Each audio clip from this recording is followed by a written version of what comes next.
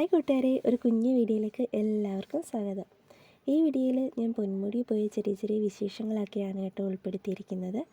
എല്ലാ വർഷവും അവിട്ടത്തിൻ്റെ അന്ന് ഉച്ച കഴിയുമ്പോൾ നാത്തൂൻ്റെ അമ്മയുടെ വീട് നാഗർകോവിലാണ്. അവിടെ പോകാറുണ്ട് കേട്ടോ. അവിടെ പോകുന്ന വഴിക്ക് പൊന്മുടിയിലൂടെ ഒന്ന് കയറാം എന്ന് കരുതി അങ്ങനെ പോകുന്നൊരു കുഞ്ഞു വീഡിയോ ആണ് കേട്ടോ ഇത്. പോകുന്ന വഴിക്കാണെങ്കിൽ ഒരു അമ്പലമുണ്ട്. ആ അമ്പലത്തിലുള്ള അത്തപ്പൂവാണിത് കേട്ടോ. എല്ലാ വർഷവും ഞങ്ങൾ പോകുമ്പോൾ ഇവിടെ കയറിയിട്ടാണ് പോവാറ്. കയറുന്നതിൻ്റെ ഉദ്ദേശം മറ്റൊന്നുമല്ല, ഉച്ച സമയമായതുകൊണ്ട് തന്നെ നടയെല്ലാം അടച്ചിട്ടിരിക്കുകയായിരിക്കും. ഇവിടെ മനോഹരമായ അത്തപ്പൂവും കാര്യങ്ങളൊക്കെ ഉണ്ട്. കൂടാതെ ഞങ്ങളുടെ മെയിൻ ഉദ്ദേശം ഊഞ്ഞാലാടുക എന്നതാണ് കേട്ടോ.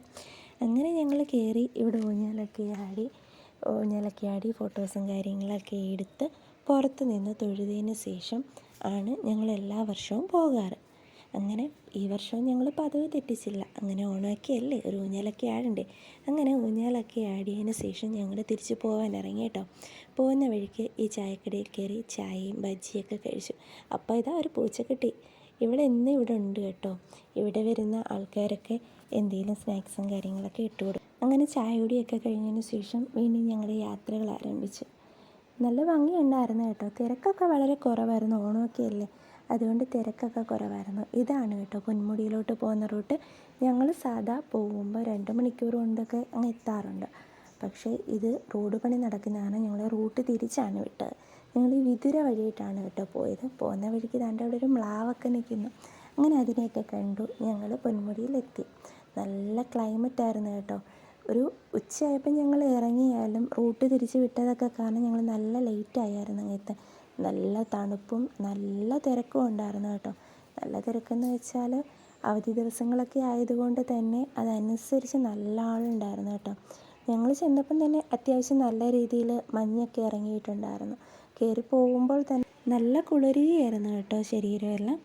അങ്ങനെ കാണാനുണ്ട് നല്ല ഈ ഇലകളൊക്കെ ഇപ്പം നമുക്ക് കാണാം. കുറച്ചുകൂടെയൊക്കെ മഞ്ഞിറങ്ങി കഴിയുമ്പോൾ നമുക്ക് അടുത്ത് നിൽക്കുന്ന ആൾക്കാരെ പോലും കാണാൻ പറ്റില്ലായിരുന്നു കേട്ടോ.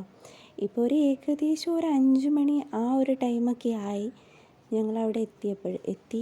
കുറച്ച് കഴിഞ്ഞ് പിന്നെ ഞങ്ങൾ ഫോട്ടോസും കാര്യങ്ങളൊക്കെ എടുത്തു.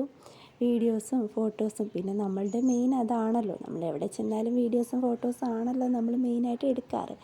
അങ്ങനെ നമ്മൾ വീഡിയോസും ഫോട്ടോസൊക്കെ എടുത്തിട്ട് അങ്ങനെ കാഴ്ചകളൊക്കെ കണ്ടതിന് ശേഷം ഞങ്ങൾക്ക് ഒരുപാടൊന്നും വീഡിയോസ് എടുക്കാൻ പറ്റിയില്ല കേട്ടോ. കാരണം ഫോണിൽ ഏകദേശമൊക്കെ ചാർജൊക്കെ തീരാറായിരുന്നു. പിന്നെ ഞങ്ങൾ 6 മണിയൊക്കെ ആയി ഏകദേശം. അപ്പോഴത്തേന് ഞങ്ങൾ തിരിച്ചിറങ്ങുവാണ് കേട്ടോ. തിരിച്ച് വീട്ടിൽ പോകാൻ വേണ്ടിയിട്ട് നാഗർകോവിലോട്ട് അത്യാവശ്യം നല്ല ദൂരം ഉള്ളത് കൊണ്ട് തന്നെ പിന്നെയും ഇനി അവിടെ നിന്നാൽ ശരിയാവില്ല എന്നോർത്ത് ഞങ്ങൾ തിരിച്ചിറങ്ങാൻ കേട്ടോ. തിരിച്ചിറങ്ങി വരാനായിട്ട് നല്ല മനോഹരമായിട്ടുള്ള നല്ല ഭംഗിയായിരുന്നു കേട്ടോ. മലനിരകൾക്കിടയിലൂടെ സൂര്യാസ്തമനം കാണാൻ വേണ്ടിയിട്ടൊക്കെ നല്ല ഭംഗിയായിരുന്നു കേട്ടോ. അങ്ങനെ ഞങ്ങൾ ഫോട്ടോസും വീഡിയോസൊക്കെ എടുത്തതിന് ശേഷം ഞങ്ങളിങ്ങനെ ഇതൊക്കെ ആസ്വദിച്ച് ഇങ്ങനെ വരികയായിരുന്നു കേട്ടോ. അങ്ങനെ വരുന്ന വഴിക്ക് ഞങ്ങൾ ഉച്ചക്കത്തേക്കൊന്നും കഴിച്ചില്ലായിരുന്നു.